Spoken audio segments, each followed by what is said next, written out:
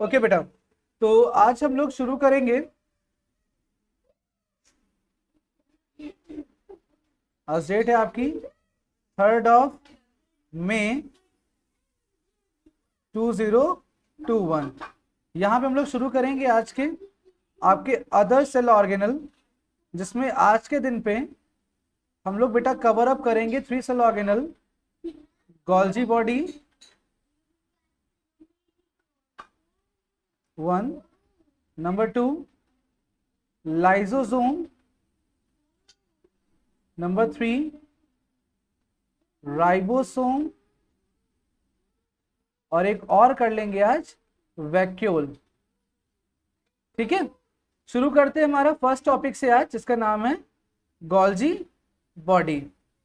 इसको हम लोग सेल चैप्टर में पढ़ते हैं बेटा। गोल्जी बॉडी को हम लोग और भी नाम से बुलाते हैं, Golgi body, Golgi apparatus, Golgi complex, ये सारे इनके नाम हैं बेटा। ठीक है, और एक नाम और इसका आता है डिक्टियोसोम। ओके, डिक्टियोसोम एग्जैक्टली इसका नाम लिया जाता है प्लांट सेल में बेटा। किसमें? प्लांट सेल में। ठीक है, एनिमल सेल में एक्चुअली इनका नाम ये वाला दिया जाता है, Golgi body, Golgi apparatus, Golgi complex, और प्लांट सेल में अगर होंगे तो नाम दिया जाएगा डिक्टियोसोम। अच्छा, आपको बड़ा कॉमन कॉमन दिख रहा होगा गोल्जी गोल्जी गोल्जी, वो इसलिए क्योंकि इसके जो डिस्कवरर थे उनका नाम था कैमिलियो गोल्जी। क्या नाम था बेटा? Camillo Golgi. तो उन्हीं के नाम पर इसका नाम पड़ा, Golgi body, Golgi apparatus, Golgi complex, इनके नाम पर यह पड़ा। ठीक है बेटा, बात समझ में आ गई? इनके नाम पर यह नाम पड़ा था। ठीक है, कहते हैं गोल्जी बॉडी एक single layer membrane bound cell organelle है। जैसे आपने पढ़ा था, आपने माइटोकॉन्ड्रिया पढ़ा, आपने क्लोरोप्लास्ट पढ़ा, आप देख रहे थे सब लोग बाई लेयर्ड थे। कैसे लेयर्ड थे? डबल लेयर्ड वाले थे, बाई लेयर्ड थे ये चीज। ठीक है, लेकिन यहाँ पे जो आप देख रहे हो, जैसे यहाँ पर आपकी डबल लेयर्ड थी, लेकिन यहाँ पर जो लेयर होगी बेटा वो सिंगल लेयर्ड होगी, सिंगल मेम्ब्रेन बाउंड ऑर्गेनल होगी। ठीक है बेटा, बात समझ में आ गई? ठीक है, और they found absent in prokaryotes and mammalian RBCs. आपको याद होगा जब आपने न्यूक्लियस पढ़ा है बेटा, आपको बताया गया होगा कि न्यूक्लियस की प्रेजेंस और एब्सेंस के बेसिस पे सेल 2 टाइप के होते हैं। कौन कौन से बेटा? Prokaryotic cell and eukaryotic cell. Very good बेटा, मैंने बताया था आपको, ये आपको जानते होंगे कि those cells which do not have true nucleus known as prokaryotic cell and those cells which have true nucleus known as eukaryotic cell। ये आपको पता है बेटा? ठीक है, ये आपको पता है ना? लेकिन इसमें एक एग्जांपल और बताया था बेटा कि इसमें एक एक्सेप्शन है कि आपका एक ऐसा यूकैरियोटिक सेल भी है जिसमें आपके न्यूक्लियस नहीं होता। क्या एग्जांपल जानते हैं आप? एक ऐसा यूकैरियोटिक सेल जिसमें न्यूक्लियस नहीं होता।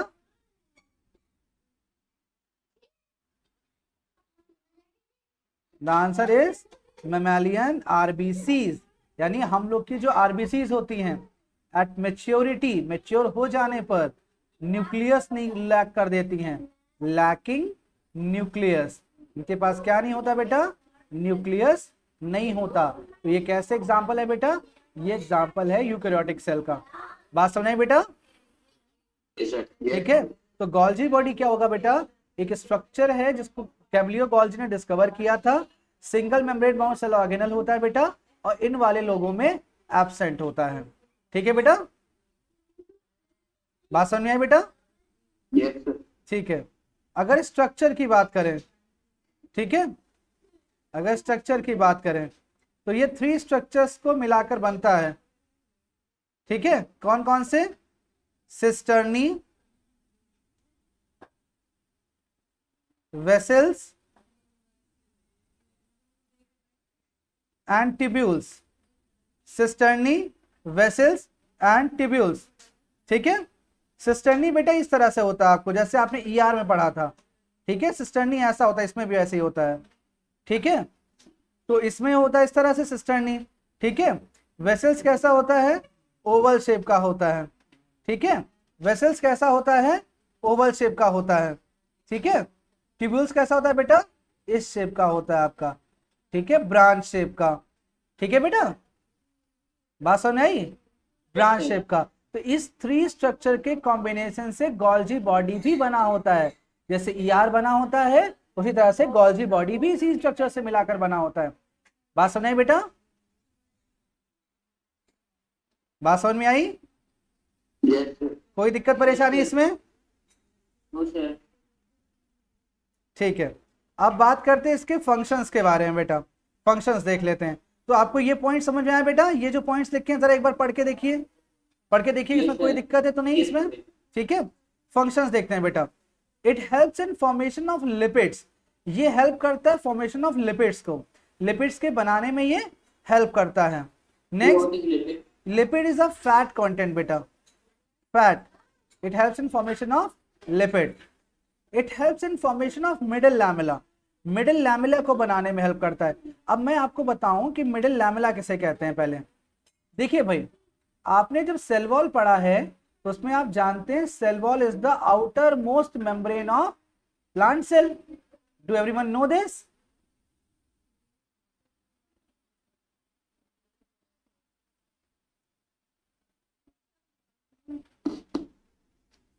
ओके, ये सेकेंड लेयर दिख रही है ब्लैक कलर से,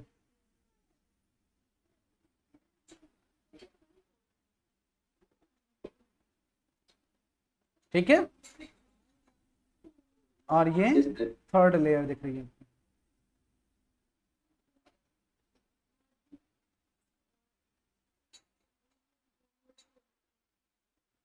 ये 3 कलर आपको दिखाई पड़ रहे हैं ना बेटा? होता क्या है, cell wall consist of 3 layer, cell wall consist of 3 layer, primary cell wall, primary cell wall, secondary cell wall and middle lamellae, middle lamellae जो आपका ये लिखा हुआ है, ठीक है। ये जो आपको येलो स्ट्रक्चर दिख रहा है सेल वॉल में, आपको येलो वॉल दिख रही है बाहर की तरफ आपको, this is primary cell wall, ठीक है, जो येलो स्ट्रक्चर दिख रहा है आपको। जो ब्लैक स्ट्रक्चर दिख रहा है this is secondary cell wall, ठीक है। हाँ, जो ब्लैक में दिख रहा है आपको इसको बोलते हैं सेकेंडरी सेल वॉल। लेकिन 2 प्राइमरी के बीच में आपको पर्पल लेयर दिख रही होगी, this is middle lamella, okay, it is between 2 primary cell wall, okay. यानी ये अटैच करने के, जैसे ग्लू लगाते हो ना, ये आपका एक सेल है, ये आपका दूसरा सेल है, इनके बीच में ग्लू लगाना पड़ेगा चिपकाने के लिए, तो उसी फॉर्म की तरह ये मिडल लैमेला होता है बीच में, ओके बेटा, ओके। तो ये मिडिल लैमेला फॉर्म करता है। It is secretary in nature, ये क्या करता है, सेक्रीशन इसका काम है, ये स्टोरिंग, सेक्रेटरी, और इसका दूसरा फंक्शन अगर मैं बताऊं तो स्टोरेज भी इसका फंक्शन है, ठीक है। Secretion plus storage is the function of किसका, गोल्जी बॉडी। कैसे, वो मैं ऐसे बताऊं आपको कि आपने पढ़ा था कि ईआर में 2 टाइप के ईआर होते हैं, एक लिपिड बनाता है, एक प्रोटीन बनाता है, यस और नो,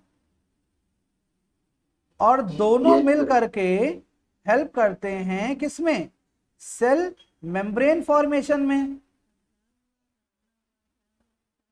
करते हैं, जिसके लिए नाम दिया गया था क्या, मेम्ब्रेन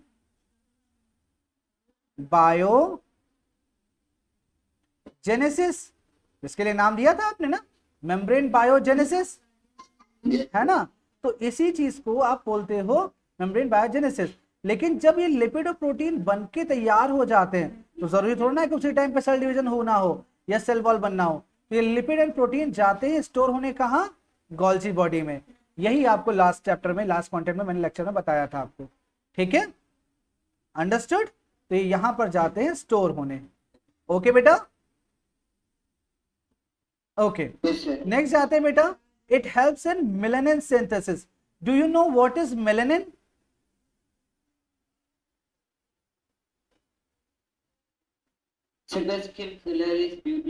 Yes बेटा, it is a color pigment.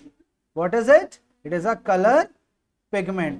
ये हमारे स्किन का कलर पिगमेंट होता है बेटा। जितना ज्यादा मेलानिन बॉडी में उतना डार्क टोन होता है, और जितना कम मेलेनिन उतना लाइट टोन होता है। तो ये जो स्किन का कॉम्प्लेक्शन है वो किसकी वजह से होता है? मेलेनिन की वजह से होता है। मेलेनिन का बेनिफिट ये है बेटा, ये एब्जॉर्ब कर सकता है सनलाइट को और प्रोड्यूस कर सकता है विटामिन डी। विटामिन डी, तो इसका मतलब इसके अंदर मेलेनिन ज्यादा होगा, उसके अंदर विटामिन डी का स्टोरेज ज्यादा होगा। समझ में आया? उसके साथ साथ ये रिफ्लेक्ट कर देता है, बचाता है किससे? हार्मफुल यूवी रेस से। जी बेटा बिल्कुल, यूवी रेस से आपको बचाता है। क्लियर बेटा? बात समझ में आ गई? ठीक है।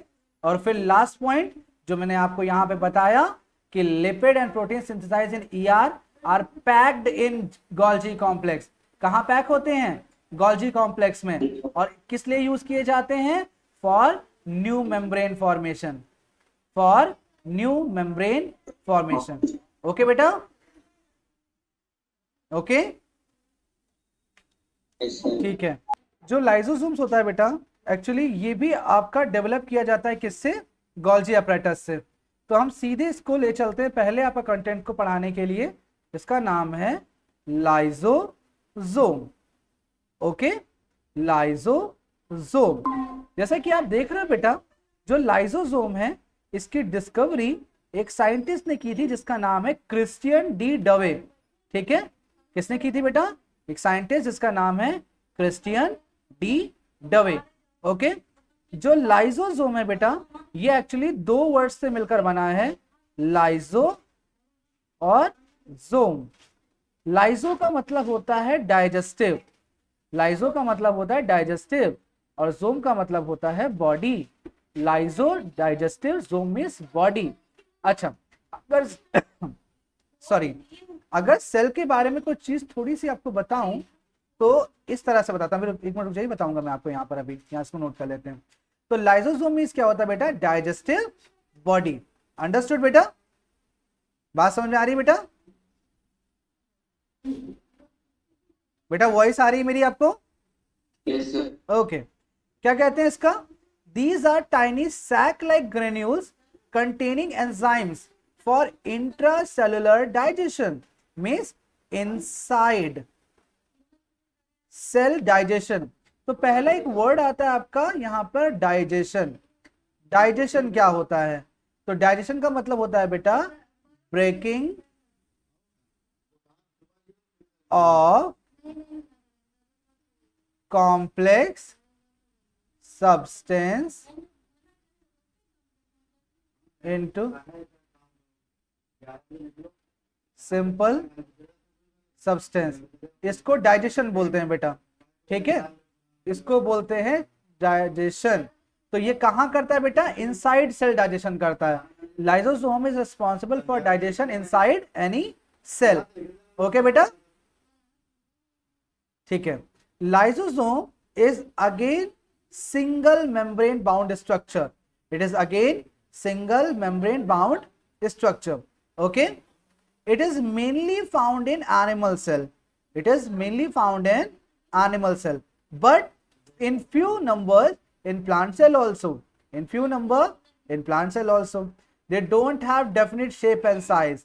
They don't have fixed shape and size. Understood बेटा? इनका shape and size fixed नहीं होता है। Okay? Understood बेटा? बात समझ में आ रही है? Yes sir. ओके, ठीक है। They are containing enzymes which are mainly responsible for digestion.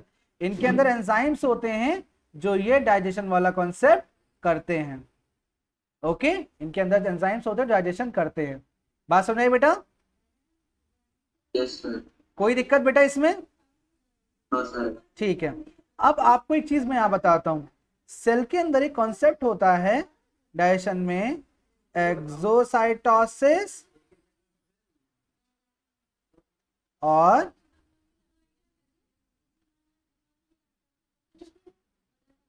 Endocytosis.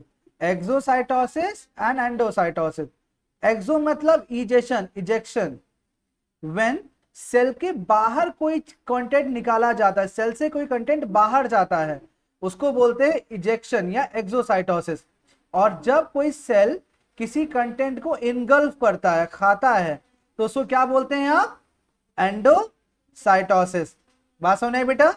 When cell engulf anything then it is endocytosis, when cell exits anything then it is exocytosis. Engulfing which cell में जो होती है बेटा वो to type की होती है। The one is phagocytosis, the one is phagocytosis and the other is pinocytosis, pinocytosis और पोटोसाइटोसिस। कहते हैं जब सेल किसी सॉलिड फूड कंटेंट को, सॉलिड कंटेंट को इनगल्फ करता है then it is what, phagocytosis. और जब सेल किसी लिक्विड कंटेंट को इनगल्फ करता है तो क्या कहेंगे इसको हम, क्या कहते हैं इसको बेटा हम, पिनोसाइटोसिस। ठीक है, समझ में आया बेटा? Yes sir. समझ में आया? ठीक है, बात सुने बेटा? सॉलिड कंटेंट गल्फ करेगा तो फैगोसाइटोसिस, लिक्विड कंटेंट गल्फ करेगा तो पिनोसाइटोसिस। ठीक है, जैसे एग्जांपल लेते हैं, भाई आप हमारे घर मिलने आए तो मैंने चाय और बिस्किट रखे आपके लिए। ठीक है, तो बिस्किट किस स्टेट में होते हैं, सॉलिड या लिक्विड? सॉलिड। ठीक, तो अगर आपको हम सेल माने आपने बिस्किट उठा के खाया है तो आपने सॉलिड कंटेंट उठाया है, तो आपको हम क्या करें, आपने कौन सा प्रोसेस किया? फैगोसाइटोसिस। और अगर आपने चाय पी, पिनोसाइटोसिस। बस। समझ में आया? ये इनटेक है और ये आउटटेक है। ठीक है, समझ में आया? तो इसी तरीके से लाइसोसोम भी फैगोसाइटिक इन नेचर होता है, मतलब सेल के अंदर आने वाले कंटेंट को क्या करता है, ये इनगल्फ कर जाता है, खा जाता है, और खा करके उनका क्या कर देता है, डाइजेशन करता है, उसमें यूजफुल चीजें निकाल लेता है, और जो हार्मफुल चीजें होती, जो वेस्ट चीजें होती, उनको बाहर निकाल देता है। बात समझ में आ गई? Yes sir. ठीक है, जो यूजफुल कंटेंट है उसको डाइजेस्ट कर दिया, उससे एनर्जी निकाल ली, और जो हार्मफुल है उसको वेस्ट बना दिया, बाहर निकाल दिया। लेकिन इसके साथ साथ सेल में आने वाले फॉरेन मटेरियल को भी चेक करता है। फॉरेन मटेरियल में भी यूजफुल और हार्मफुल दोनों टाइप के हो सकते हैं।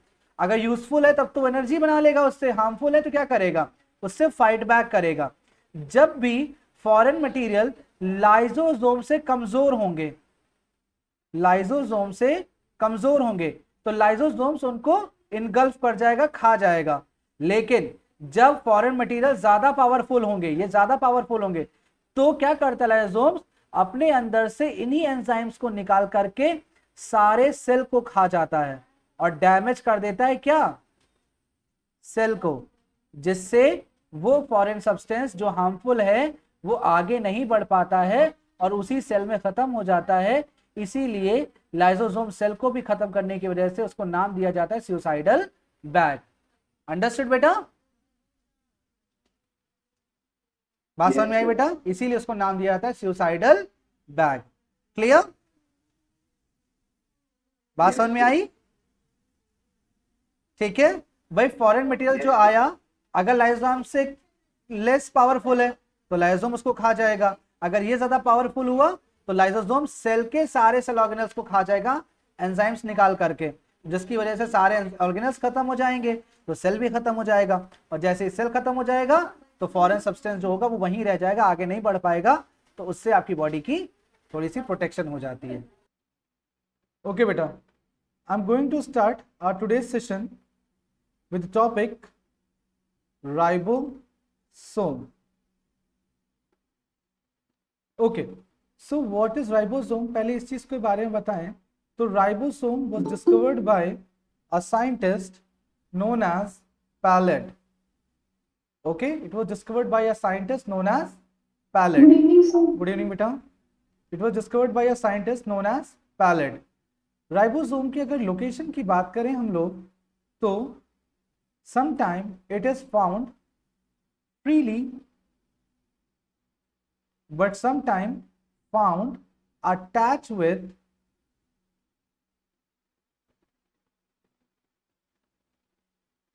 some other cell organelle। जैसे कि आपको पता है कि राइबोसोम ईआर के साथ एंडोप्लाज्मिक रेटिकुलम के साथ अटैच होता है और फॉर्म करता है क्या, रफ एंडोप्लाज्मिक रेटिकुलम। ये आपको पता है ना, आर फॉर्म करता है, तो ये इस तरह से पाया जाता है, कभी कभी फ्री पाया जाता है। ठीक है, इसके अगर फंक्शंस की बात करें बेटा, तो इसका इंपॉर्टेंट फंक्शन क्या है बेटा, it is site of protein synthesis. It is mainly responsible for formation of protein. Okay, इसका प्राइमरी फंक्शन क्या होता है बेटा, प्रोटीन सिंथेसाइज करना, प्रोटीन का फॉर्मेशन करना, ये प्रोटीन फॉर्म करती है। आपका एक और सेल ऑर्गेनल है, जिसका नाम दें अगर मैं, तो nucleolus. Nucleus also consist of some ribosome and is also responsible for protein synthesis. Okay बेटा, ठीक है। राइबोसोम इज ऑफ 2 टाइप, ये 2 टाइप का होता है। ठीक है, 70S type ribosome and 80S type ribosome, where S is known as Sedberg's unit। ठीक है, Sedberg's unit जो अपने अपने 2 छोटे छोटे सब यूनिट्स को मिलाकर बनता है। लाइक अगर 70S की बात की जाए तो ये 30S और 50S 2 सब यूनिट्स के कॉम्बिनेशन से बनता है। इसमें आप मैथमेटिकली नहीं ऐड करेंगे, इसका कॉम्बिनेशन होता है, तो इसको 70S टाइप ऑफ राइबोसोम बनता है बेटा। ठीक है, मैथमेटिकली अगर आप ऐड कर रहे होगे तो 50 + 30 कितना होता है, 80। तो ये 80 के लिए नहीं होगा। 80 के लिए क्या होता है बेटा, 80 जो है 2 सब यूनिट्स 40S और 60S को मिलाकर बनता है बेटा। अंडरस्टूड बेटा? ठीक है, ये इसकी सब यूनिट्स होती हैं। This type of ribosome mainly present in prokaryotic cell. Okay, mainly prokaryotic cell, and this kind of cell present mainly in eukaryotic cell। okay beta, eukaryotic cell। clear? Yes, sir. कोई दिक्कत बेटा इसमें? any doubt बेटा in this? okay No, sir. okay। No, sir. इसके बाद एक छोटा सा सेल ऑर्गेनल और आता है आपके पास, जिसका नाम है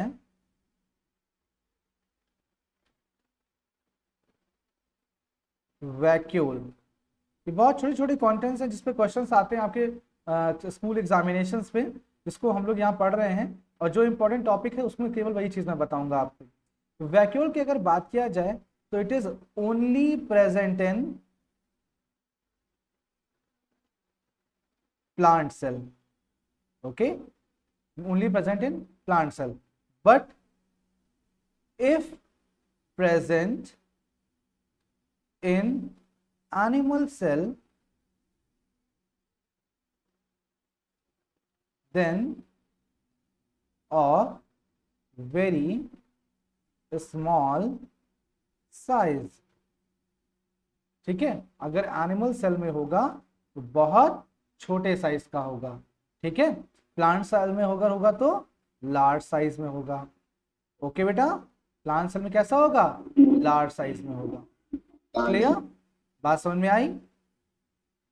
Yes, sir. ओके, ठीक है। अब इसमें अगर आगे देखता हूं हम लोग कि इसकी आउटर लेयर पे क्वेश्चन आता है आपका 1 मार्क्स में। ये आपका 1 मार्क्स से पूछा जाता है कि what do you call the outer layer of vacuole. तो आउटर लेयर ऑफ वैक्यूल को नाम दिया जाता है टोनोप्लास्ट। इस पे बहुत काफी बार क्वेश्चन पूछा गया है कि what do you call the outer layer of vacuole. तो outer layer is known as tonoplast. Okay everyone?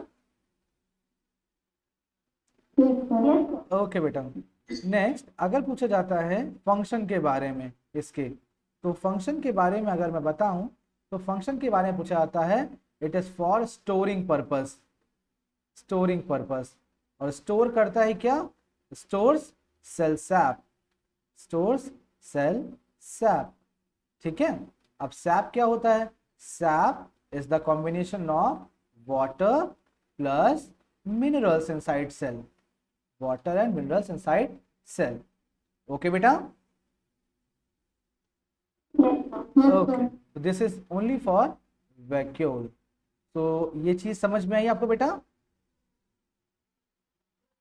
कोई दिक्कत इसमें? ओके, ठीक है बेटा।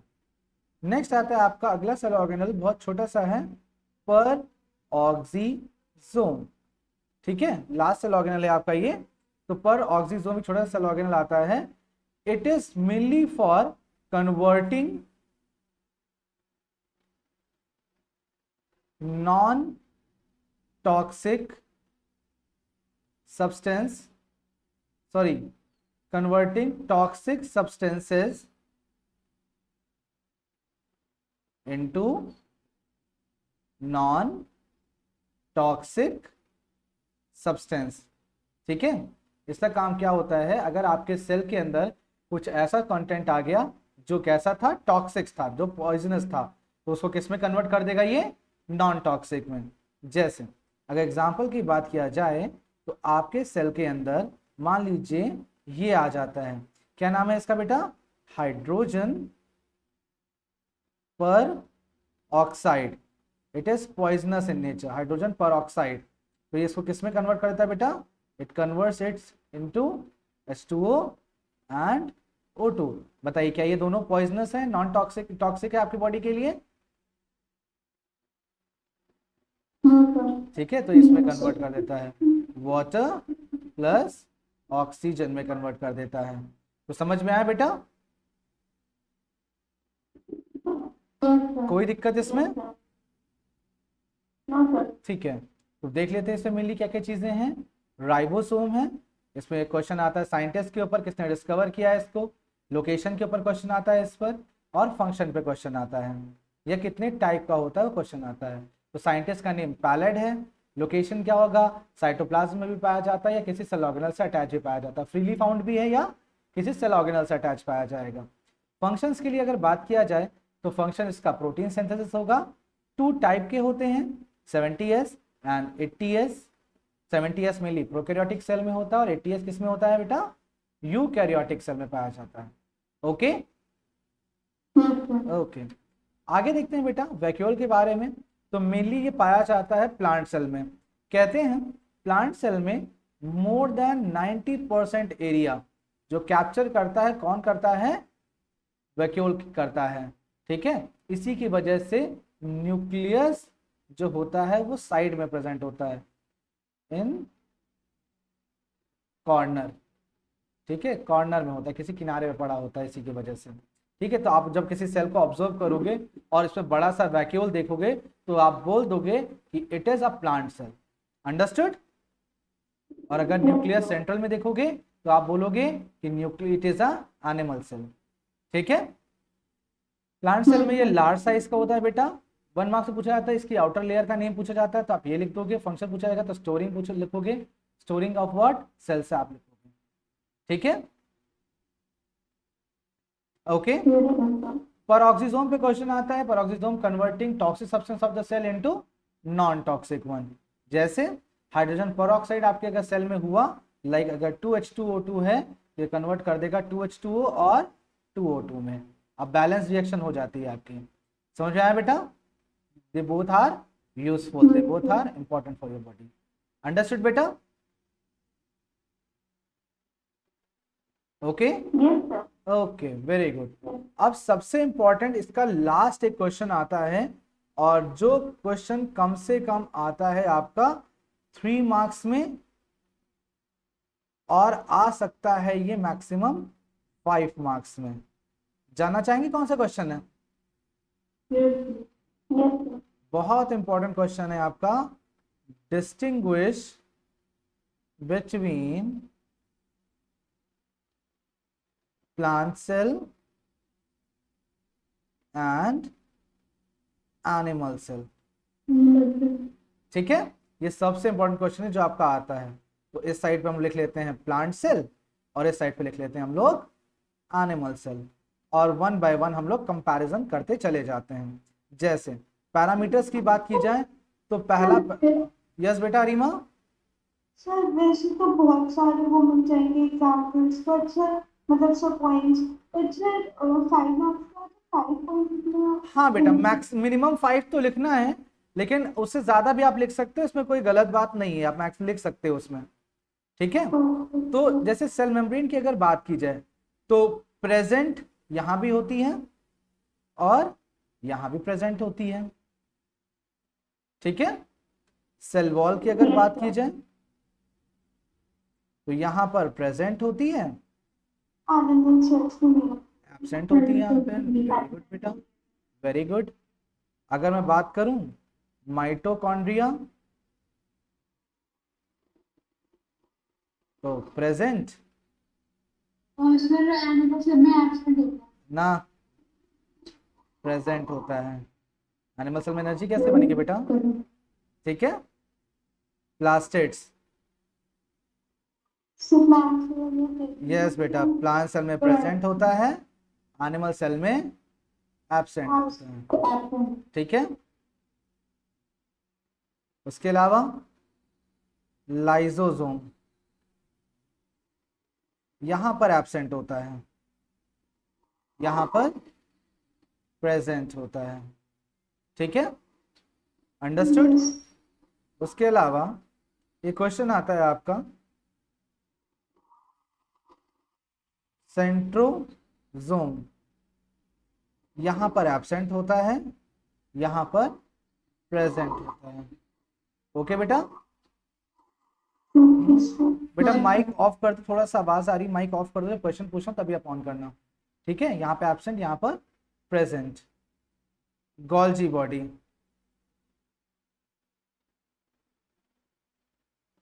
यहाँ पर जो है प्रेजेंट है, प्रेजेंट है in the form of dictyosome. किस फॉर्म में होगी यहाँ पर? डिक्टियोसोम के फॉर्म में। क्या चीज?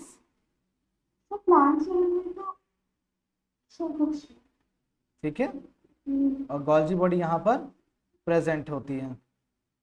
ठीक है, and the last point is stored food material. Stored food material यहां पर क्या होता है? Starch, in the form of starch. ठीक है, प्लांट सेल में, जबकि एनिमल सेल में in the form of glycogen. ठीक है, एनिमल अपना फूड किस फॉर्म में स्टोर करते हैं? ग्लाइकोजन के फॉर्म में। अंडरस्टूड बेटा? सो यही सारे पैरामीटर्स हैं जो आपको डिफाइन करते हैं, डिस्टिंग्विश करते हैं किसमें? प्लांट सेल और एनिमल सेल में, जो क्वेश्चन पूछे जाते हैं आपके 3 मार्क्स या 5 मार्क्स में। तो आप इसको प्रॉपरली नोट डाउन कर सकते हैं। ये कॉन्सेप्ट थोड़ा सा यहीं तक है। बात समझ आई बेटा?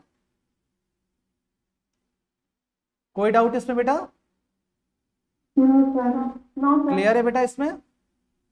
Yes sir. पक्का, कोई दिक्कत नहीं? नो ओके, ठीक है बेटा, ठीक है।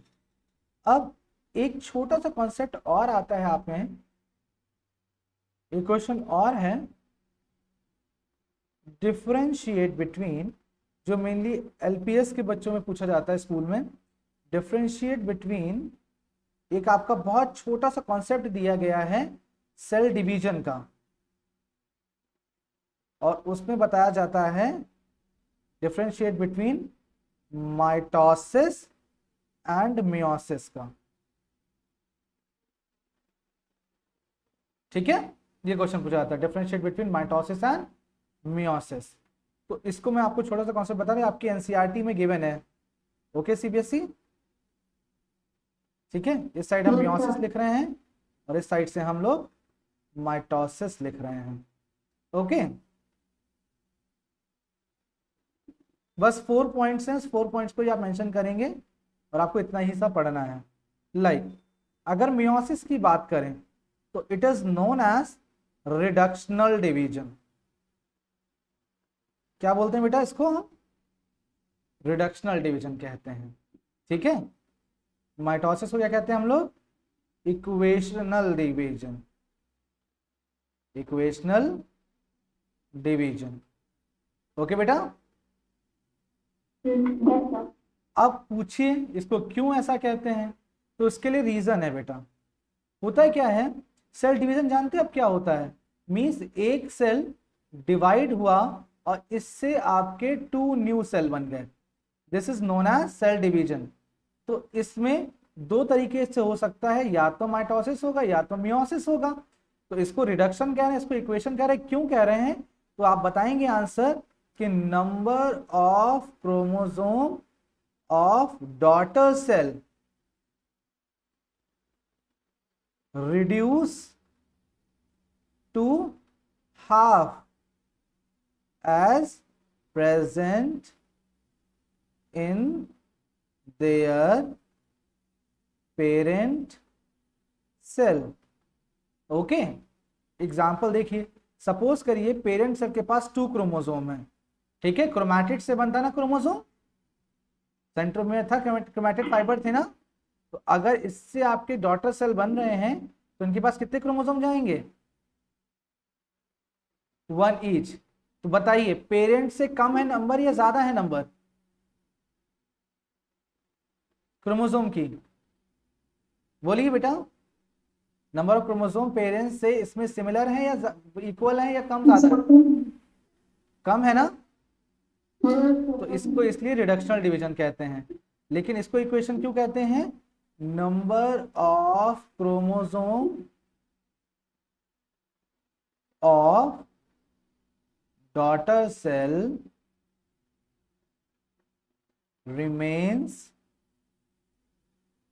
equal as present in their parent cell।